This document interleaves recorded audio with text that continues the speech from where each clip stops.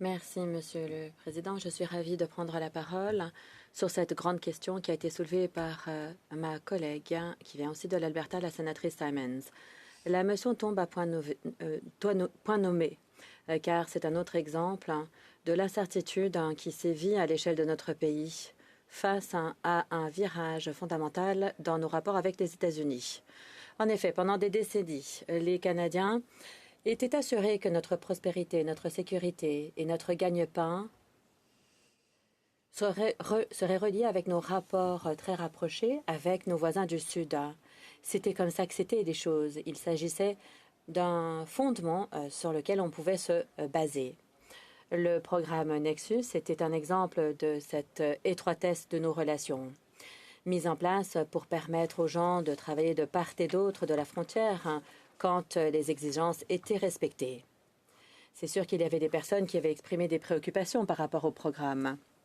Mais pour bon nombre d'entre nous, il semblait logique d'avoir un programme de voyageurs digne de confiance qui permettrait aux Canadiens de voyager de part et d'autre de notre frontière et qu'il y ait une collaboration à cet égard avec les États-Unis. Pour bon nombre de Canadiens qui avaient la carte Nexus, et comme moi, ça voulait dire que ça se ferait plus rapidement à l'aéroport. On pourrait décider d'aller à Toronto ou à Détroit à notre guise. Pour aller à Montréal, par exemple, ça serait aussi l'occasion de traverser la frontière pour aller voir des amis aux États-Unis. Alors, bon nombre d'entre nous avons accepté cette synergie et ont accepté ce programme qui devait permettre aux citoyens de voyager plus aisément.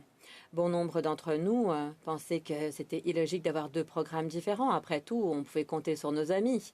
Eh bien, les élections présidentielles ont tout changé. La réalité d'aujourd'hui est tout à fait différente. Comme notre Premier ministre nous l'a dit récemment, les vieux rapports du Canada avec les États-Unis sont partie révolue. C'est effectivement la nouvelle réalité du Canada et du monde. En effet, les États-Unis ne sont plus le partenaire d'antan et la nostalgie ne peut pas être le fondement de nos politiques. Les États-Unis ont adopté une position agressive à l'égard du Canada et les Canadiens ont réagi. Il y a eu des différends commerciaux, des tarifs punitifs qui ont été imposés sur l'acier, sur l'aluminium, sur le bois d'œuvre.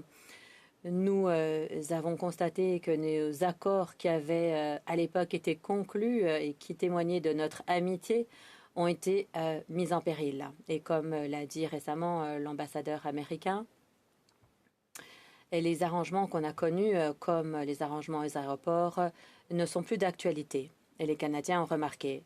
Et les Canadiens soutiennent les produits et les secteurs canadiens et mettent l'accent sur la solidarité et la résilience. Nous avons été témoins d'un véritable virage culturel. À une époque, les Canadiens allaient allègrement de l'autre côté de la frontière pour le week-end, mais maintenant, bon nombre hésitent à aller aux États-Unis. Et maintenant, on découvre ce que notre pays a à offrir, nos festivals, nos paysages, nos artistes, nos collectivités diversifiées. Face à l'hostilité, les Canadiens ne se retranchent pas dans leur peur. Au contraire, nous soulignons notre fierté, notre culture, notre identité ici, chez nous. Alors, les fondements des programmes comme Nexus ont changé. Et maintenant, l'heure est venue d'avoir une conversation honnête dans le cadre des discussions plus amples qui devraient nous permettre de déterminer comment soutenir nos systèmes et notre peuple. Nous pensons notamment à ce qui se passe dans les aéroports, les nouvelles technologies, les structures de frais. Il nous reste du travail à abattre. Soyons clairs. Ce n'est pas simplement une question de manque de confiance envers l'administration Trump. Je ne demande pas qu'on change notre politique comme déclaration politique. Les actions du gouvernement des États-Unis en matière de droits et libertés rendent notre position nécessaire. Les Canadiens ont constaté que les droits des femmes, des personnes racialisées, de la communauté de LGBTQI+, pâtissaient.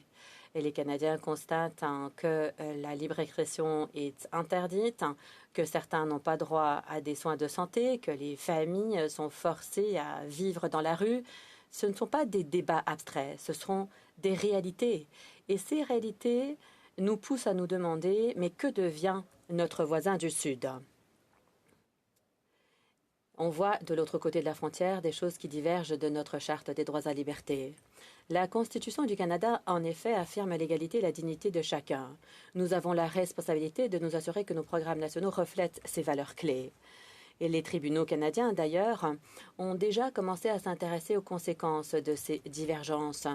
Nous avons vu des affaires où des demandeurs veulent s'installer au Canada pour fuir la violence à l'égard de la communauté de SLGBTQI+. D'ailleurs, notre système d'immigration commence à reconnaître ces aspects et commence à reconnaître la violence de l'administration Trump à l'égard des personnes trans et diversifiées au niveau du genre. Ce qui m'amène au programme Nexus qui refuse de reconnaître les Canadiens trans et non-binaires. Comme on l'a appris récemment, le programme Nexus ne va pas permettre aux personnes qui ont des genres diversifiés d'utiliser X pour déterminer leur genre. Le renouvellement dépend donc du sexe assigné à la naissance. Alors les Canadiens, qui ne sont pas l'un ou l'autre, doivent choisir leur identité pour avoir accès à ce programme gouvernemental important. C'est la définition de la discrimination. Imaginez un gouvernement qui dit à son peuple que, en fonction de leur identité, ils peuvent être disqualifiés de l'accès à un programme. Imaginez un enfant à qui on dit « tu n'as pas le droit d'avoir accès à un programme en raison de la catégorisation imposée par le gouvernement ». Ce n'est pas mineur, c'est une exclusion systématique. Ces changements vont directement à l'encontre des valeurs et du droit canadien. Il ne s'agit pas d'une préoccupation purement théorique. Cette semaine, le gouvernement canadien a mis à jour ses conseils de voyage vers les États-Unis pour inclure un avertissement à l'égard des personnes de SLGBTQI+, pour nous informer que les gens de notre communauté étaient assujettis à un risque d'examen plus important que les autres. Et les personnes de LGBTQI+, risquent d'être victimes de discrimination dans les aéroports américains. Voilà pourquoi la motion de la sénatrice Simons est très importante. Un programme de travailleurs dignes de confiance canadiens nous permettrait d'assurer l'efficacité à nos aéroports, mais en même temps, nous assurerait que chaque Canadien, peu importe son identité, est traité avec dignité et équité. On ne peut pas permettre à ce que les droits de nos citoyens soient tributaires des politiques dans notre pays. Un programme élaboré ici par les Canadiens pour les Canadiens devrait refléter la pleine diversité de notre pays. L'heure est venue pour nous d'avoir cette discussion importante. Lorsque j'ai préparé mes remarques, j'ai discuté avec Marnie Panas, un leader important de la communauté trans-canadienne, qui m'a dit « Le fait que le Canada compte sur la Homeland Security pour déterminer qui peut voyager dans mon pays, c'est dégoûtant. » Moi, j'ai demandé une carte Nexus pour minimiser toute interaction avec les autorités frontalières. D'être trans et d'être en déplacement, ça fait peur. Mais après, je me dis maintenant que je suis à risque de fouilles supplémentaires. Ma carte Nexus est une partie intégrale de mon habilité, de la possibilité que j'ai de voyager au Canada et aux États-Unis. Au Canada, en 2025, on ne devrait pas accepter que nos citoyens soient terrorisés à l'idée d'aller dans nos aéroports. Comme on le dit dans notre charte, nous devons nous assurer que tous les Canadiens aient accès à toutes les occasions, toutes les protections qu'offre la citoyenneté, sans discrimination. Voilà pourquoi nous avons besoin d'un programme canadien.